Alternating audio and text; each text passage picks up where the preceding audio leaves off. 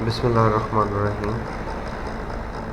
Previous videos में हम देख चुके हैं कि मैनुअल प्रोसीजर जो है वो अनोवा की टेस्टिंग के लिए अगर हम टू वेरिएंसेस को टेस्ट करना चाह रहे हैं हाइपोथेटिकली तो उसका मैनुअल प्रोसीजर क्या है।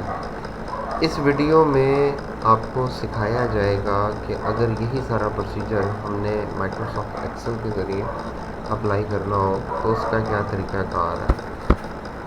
जो एग्जाम्पलीफाई किया था मैंने डाटा जिसकी बेस पे हमने मैनुअल कैलकुलेशन की थी वो ये है। यही डाटा अगर मैं ले जाता हूँ एक्सेल के अंदर तो उसके ज़रिए किस तरह से हम यही सारा काम जो हम मैनुअल तरीके से जो है वो 30 मिनट 40 मिनट या 50 मिनट में करते हैं, ठीक है, वही काम अगर हमने एक्सेल की मदद से करना हो तो कैसे करेंगे। वही सारा डाटा जो है यहाँ पे आपको दो सीरीज़ में नज़र आ रहा है, दो ब्लॉक्स हैं, ठीक है। इस पर अब वही हाइपोथेटिकल प्रोसीजर अगर हमने अप्लाई करना है तो वो कैसे होगा। तो इसके लिए मेन्यू में आप जाएंगे डाटा के अंदर, यहाँ पे डाटा एनालिसिस का एक टूल आना चाहिए जो कि आपको नज़र नहीं आ रहा। डाटा एनालिसिस का टूल होता है जिसके अंदर ऑप्शंस होते हैं एनालिसिस के लिए, डाटा एनालिसिस के लिए जो हम अप्लाई कर सकते हैं। क्योंकि वो टूल यहाँ पे नज़र नहीं आ रहा तो उसे यहाँ पर लाने का प्रोसीजर ये होगा कि आप फाइल के मेन्यू पे जाएं, यहाँ से ऑप्शंस को क्लिक करें और इधर से लेफ़्ट पे आपको सेकंड लास्ट पे एड-इन्स नज़र आ रहा है, इसको क्लिक करें। यहाँ पे हमारे पास इनएक्टिव एप्लीकेशन एड-इन्स में एनालिसिस टूल पार्क का जो है ऑप्शंस मौजूद है, जिसको अगर आप क्लिक कर लेते हैं तो यहाँ पे एक्सेल एड-इन्स के आगे गो का बटन नज़र आ रहा है, इसको दबाएं। अब यहाँ से एनालिसिस टूल पैक को चेक करते हैं और ओके करते हैं।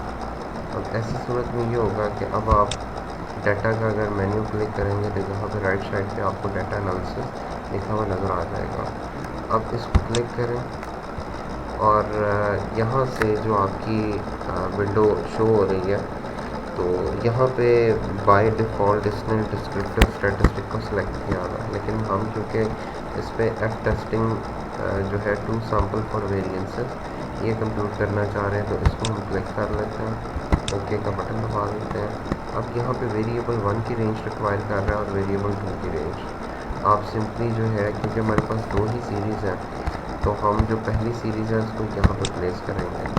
तो यहाँ से जाकर हम सेलेक्ट कर लेते हैं फर्स्ट सीरीज़ का डाटा, शिफ्ट को दबाए रखते हुए अगर आप उसको ड्रॉप करते जाएं तो वो सिलेक्ट हो जाएगा। इसी तरह वेरिएबल 2 की जो रेंज है उसको सिलेक्ट करने के लिए हम क्लिक करते हैं और ये सिलेक्शन हम कर लेते हैं डाटा की। ये करने के बाद लेबल्स पे क्लिक करें, अल्फ़ा ऑलरेडी 0.05 के तहत सेट हुआ है, ये आप अपनी मर्ज़ी से 0.01 भी कर सकते हैं अगर क्वेश्चन की रिक्वायरमेंट है। उसके बाद आप ओके का बटन दबा दें, आपके सामने जो है वो टू सैम्पल वेरिएंसेस जो है उसका डाटा आ गया। अगर आप गौर करें तो मीन की वैल्यू वही दी हुई है जो आपको यहाँ पर नज़र आ रही होगी। ये देखिएगा मीन 58.29 था और यूएस रूट 25 का जबकि इंटरेस्ट रेट का 59 था। तो यहाँ पे भी अगर आप देखें तो वही वैल्यू है। इसके अलावा वेरिएंसेस जो हैं वो 80 और 19 हैं। अगर हम यहाँ पर देखें तो हमें वेरिएंसेस की भी वैल्यू जो है वही ऑलमोस्ट निकल आएगी। इसके अलावा अगर आप देखें तो यहाँ पे आपको नंबर ऑफ़ ऑब्जर्वेशन 7 जो है ये तो US 25 की बता रहा है और I 75 की 8 बता रहा है। अगर हम उनको काउंट करें तो इतनी ही वैल्यूज़ जो हैं वो बन जाती हैं। 7 इसकी हैं और 8 इसकी हैं।